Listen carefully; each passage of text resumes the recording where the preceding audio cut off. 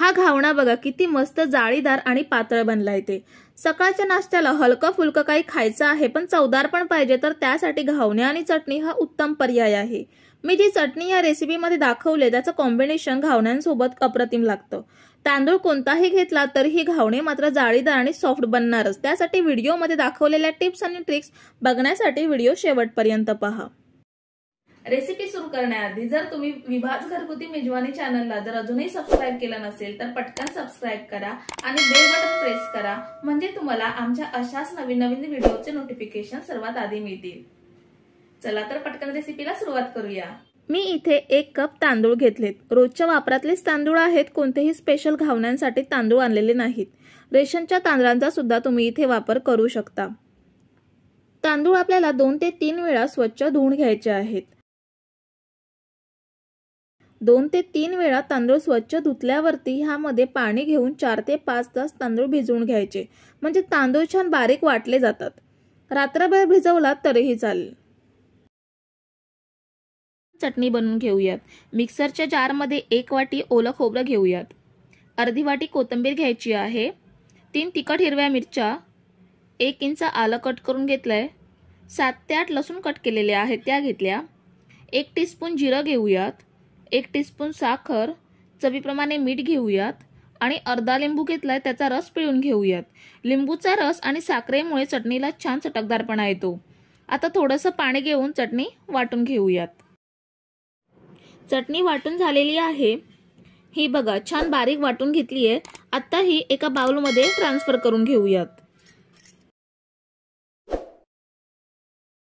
4 तासांनी बघूयात तांदूळ भिजलेत का ते। हे बघा तांदूळ तुटून बारीक होतोय म्हणजे भिजलेत। तर हे एका मिक्सरच्या भांड्यात घेऊयात।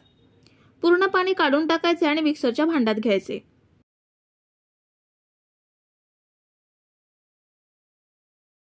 तांदूळ घेतल्यावर ह्यामध्ये अर्धा कप ओलं खोबरं घ्यायचं आहे।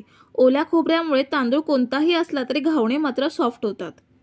आता थोडंसं पाणी ऍड करून हे एकदम बारीक वाटून घेऊयात। हे बघा मी हे वाटून घेतलंय, मस्त प्युरी करून घेतली आहे। हे बघा एकदम बारीक करून घेतलंय। आता हे एका भांड्यात काढून घेऊयात।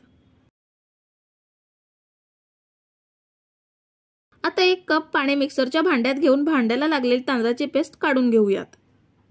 ह्यानंतर अजून 1.5 कप पाणी ह्यामध्ये ऍड करायचं, म्हणजे 1 कप तांदूळ वाटून घेतल्यावरती ह्यामध्ये 2.5 कप पाणी अजून ऍड करायचं आहे। आता थोडंसं मीठ चवीसाठी ऍड करूयात आणि मिक्स करून घ्यायचं आहे। ही बघा परफेक्ट कन्सिस्टन्सी तयार झाली आहे। आता गॅसवरती नॉनस्टिक पॅन ठेवलाय। गॅसची फ्लेम हाय ठेवून घावणे बनवायचे आहेत आणि पॅन जेव्हा पूर्ण तापेल तेव्हा त्यावर बॅटर ओतायचं। पॅन गरम झालाय, ह्यावर टिश्यूला तेल लावून पॅनला पुसून घेऊयात। ह्यामुळे तेल सगळीकडे लागतं आणि घावणे पॅनला चिकटत नाहीत। आता ह्यावर बॅटर ओतून घेऊयात।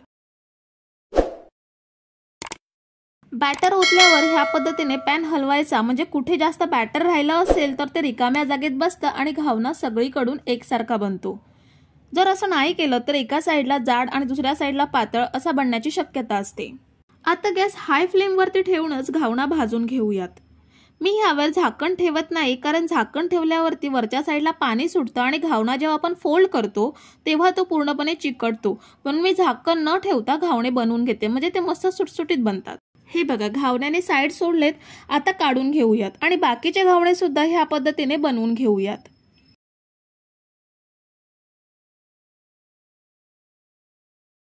हे बघा आपले मऊ लुसलुशीत जाळीदार घावणे चटणीसोबत खाण्यासाठी तयार आहेत।